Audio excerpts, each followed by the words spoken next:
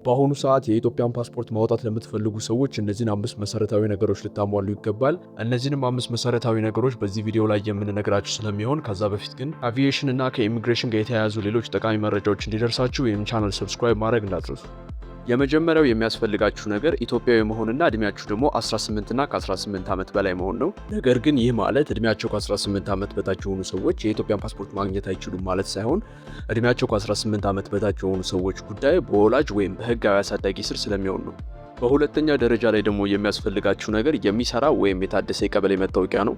ምክንያቱም የቀበሌ መታወቂያችሁ ስለእናንተ ልክ እንደ አድራሻ ያሉ መረጃዎችን በውስጡ ስለሚይዝ ነው። በሶስተኛ ደረጃ ላይ ደግሞ የሚያስፈልጋችሁ ነገር እድሜያችሁ ከ40 ዓመት በታች ከሆነ የልደት ሰርተፊኬት ያስፈልጋችኋል። ምክንያቱም የልደት ካርዳችሁ በውስጡ ስለእናንተ ጠቃሚ የሆኑ የውልደት መረጃዎችን ስለሚይዝ ነው። ነገር ግን እድሜያችሁ ከ40 ዓመት በላይ ለሆናችሁ ሰዎች ይህ ነገር እናንተን አይመለከትም ማለት ነው። በአራተኛ ደረጃ ላይ ደግሞ የሚያስፈልጋችሁ ነገር የፋይዳ ናሽናል አይዲ ነው።